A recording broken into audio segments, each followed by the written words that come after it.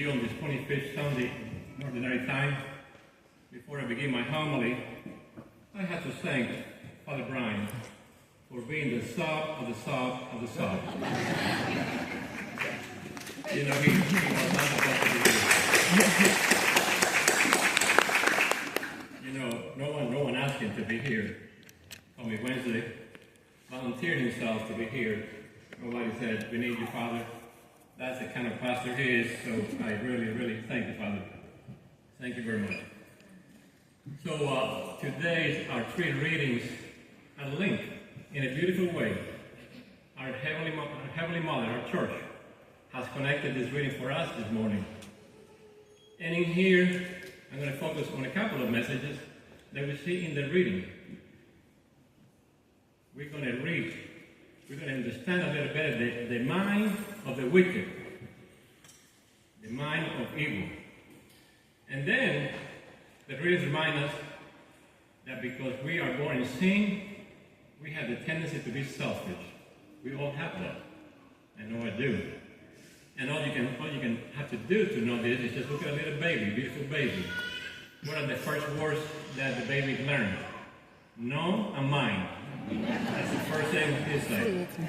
So, in our gospel reading, Jesus tells us, if anyone wishes to be first, he shall be the last, and all the servant of all. In other words, he's asking us to be servant leaders. We are here to become servant leaders, like Jesus was. So with this in mind, I always have a story to tell you. I have a story to tell you about this man who was very selfless, good man, and he was riding in this bus full of people. And there was not an empty seat in the whole bus. So here comes this blind lady. And nobody will get up and give the lady their seat. So this man is getting angry. How selfish can these people be? So he gets up, said, "Lady, come over here, sit in my chair." And he stood up next to her for the remaining of the trip. Well, he got home about 3 hours later, and his wife noticed that he was all bruised, cut everywhere, and he looked very upset. So the wife said, "Honey, what happened to you? Look at you, you're a mess. What happened to you?" He said, "Honey, I lost my job as a bus driver." Don't get the wrong idea with this joke. Doing good, being selfish is good. It's good. It will pay off in the long run. So today, start with the gospel reading. In the gospel reading, the 12 disciples are walking with Jesus, and Jesus tells them that he's going to go to Jerusalem, he's going to be persecuted, he's going to suffer, they're going to kill him, and that he's going to be resurrected on the third day. And of course, this is the 12 disciples couldn't understand what he was talking about, but they were arguing on the way. So when they got to Capernaum, Jesus said, "What were you arguing about?" And Jesus knew. I think Jesus knew. He knew. They were arguing about who was the greatest. Of course, when Jesus asked them, they remained silent because they were ashamed. They were ashamed because they were being selfish. Even the disciples were selfish. But of course, they had a conversion later on. Then we read the first reading from Wisdom. Wisdom, as you know, was written by King Solomon, the wisest man on earth at the time. And he's giving us a perspective of the wicked man. He gives us a perspective how the wicked think. And the wicked is not just happy with them being wicked. They want the righteous people to be wicked too.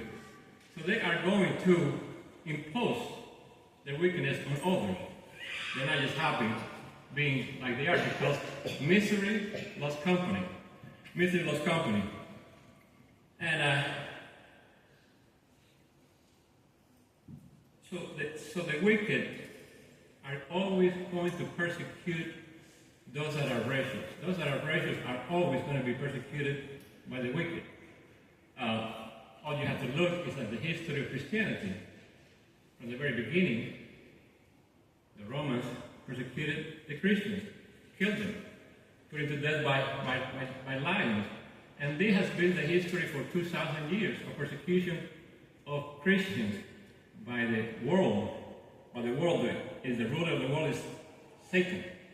So this world, these cultures that we live in, they're always going to be persecuting the righteous.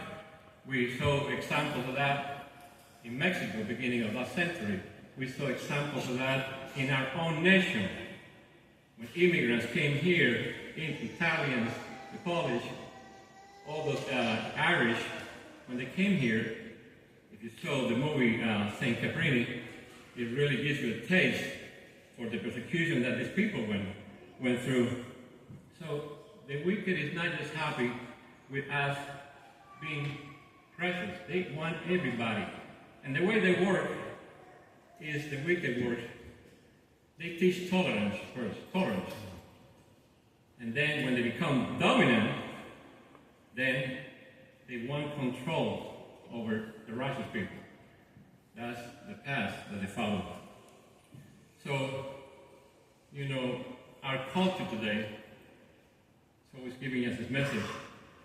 Freedom, this is a very common message of our culture. Freedom is to do whatever we want as long as we don't hurt somebody else. That was 10 years ago. Today is progress. Today is do whatever you want.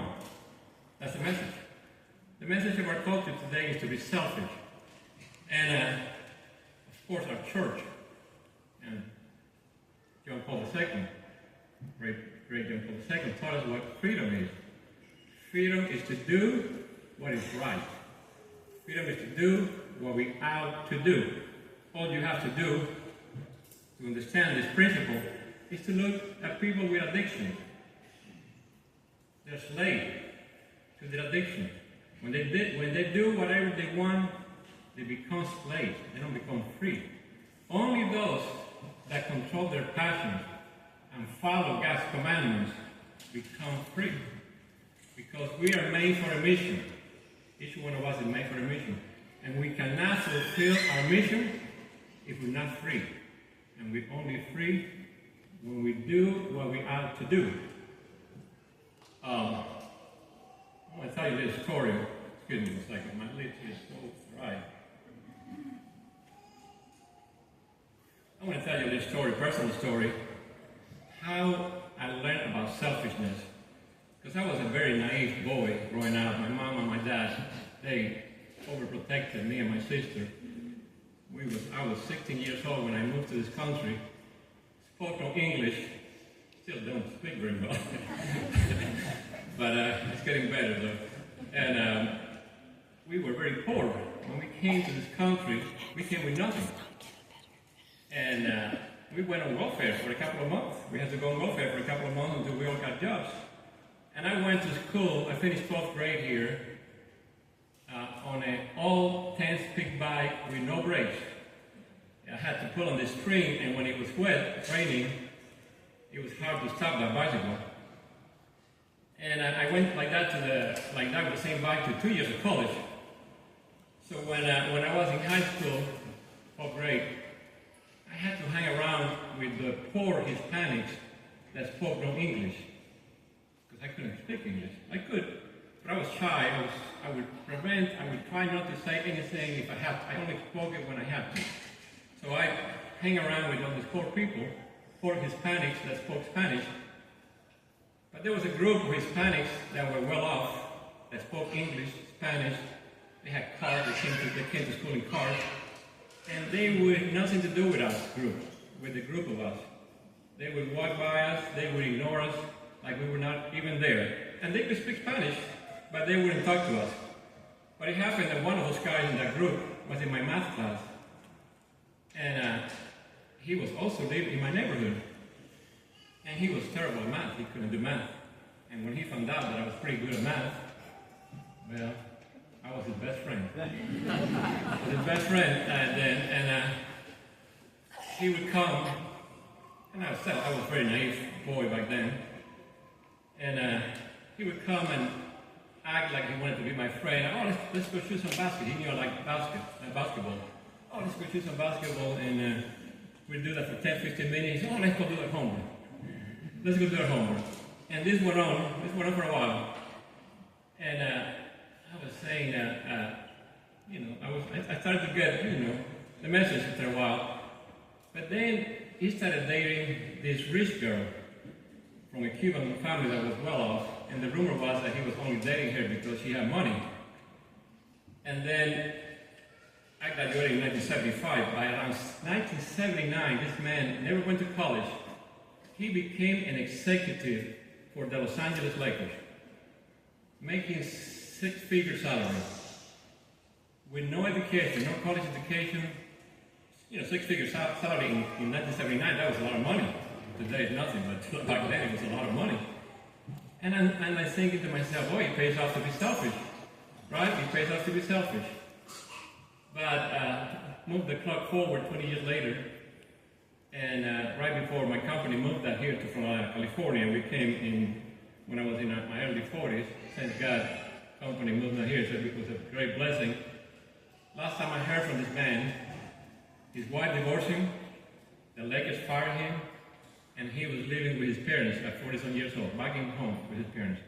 So my message, I hope that woke him up. I hope this woke him up and took him out of his selfishness. My message is, selfishness doesn't pay. It doesn't pay. Even momentarily, it may look like being selfish. You get the advantage of people, you can do something, but in the long run, it does not pay. I give you another example.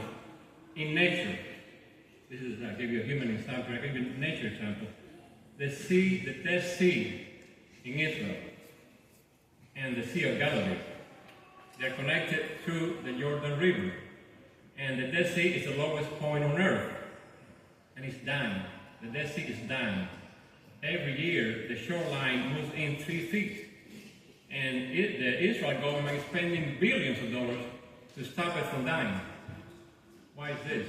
Why do these things happen? The Galilee Sea is full of life, full of fish, full of life. It's feeding. The water comes down through the Jordan River into the Dead Sea.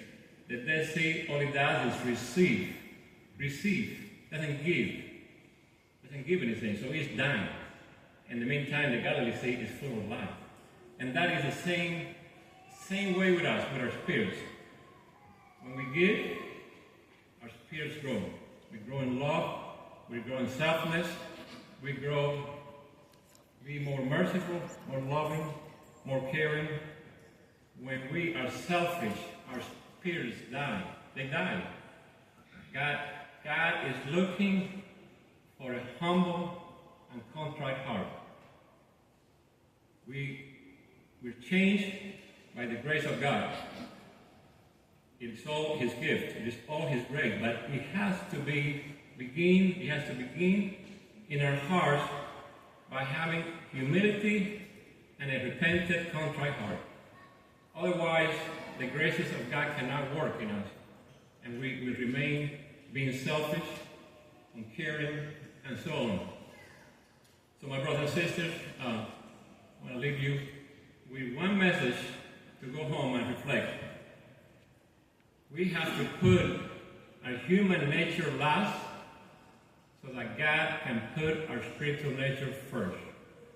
May God bless you. Don't forget that I love you.